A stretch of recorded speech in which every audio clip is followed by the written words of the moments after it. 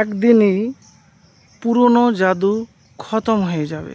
যদি 100 বছরেরও পুরনো জাদু হয়, কেটে যাবে। এই আমল একবার পরীক্ষার জন্য হলেও করে দেখুন। যারা জাদুতে আক্রান্ত, তো জাদু যারা করে তারা কিন্তু মুসলমান নয়, তারা মানুষ রূপে হলো শয়তান এবং বেঈমান। জাদু করা কাবিরা গুনহা, আর বিশ্বাস করা হলো কুফরির কাজ। তো জাদু কিভাবে নষ্ট করবেন, আমি খুবই সহজ আমলের কথা বলবো। তো প্রথম থেকেই শুরু করি। বোড়ের পাতা নেবেন, আর বোড়ের পাতা হালকা কুসুম বা পানি বা নাও করতে পারেন, কিন্তু বোড়ের পাতাটা আপনার গোসলের পানিতে মিশিয়ে দিবেন। মিশিয়ে দিয়ে কি করবেন, সূরা নাস 3 বার পড়বেন, সূরা ফালাক 3 বার পড়বেন।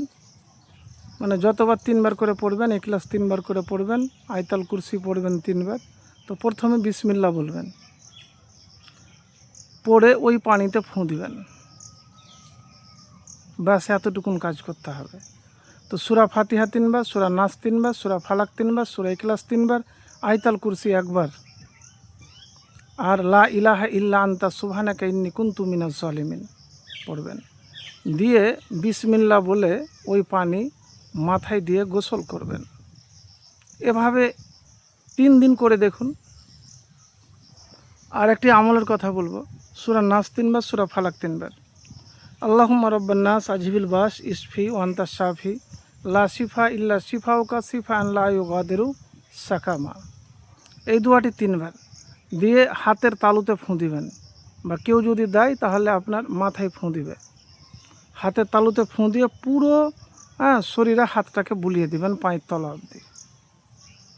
এভাবে একবার করে দেখুন।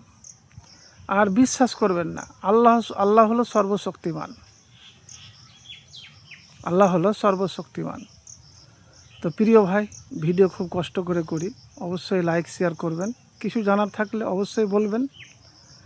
আর অনেকে কিন্তু বিভ্রান্তে পড়েন। দেখেন ভাই,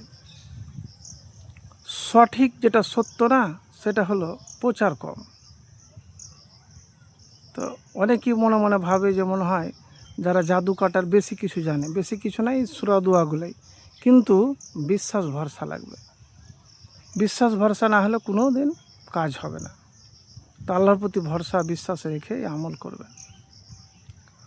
আর একটি কথা বলবো, জাদু জনে করতে না পারে বা করলেও এই দোয়া পাঠ করলে তার কোনো কাজে দিবে না।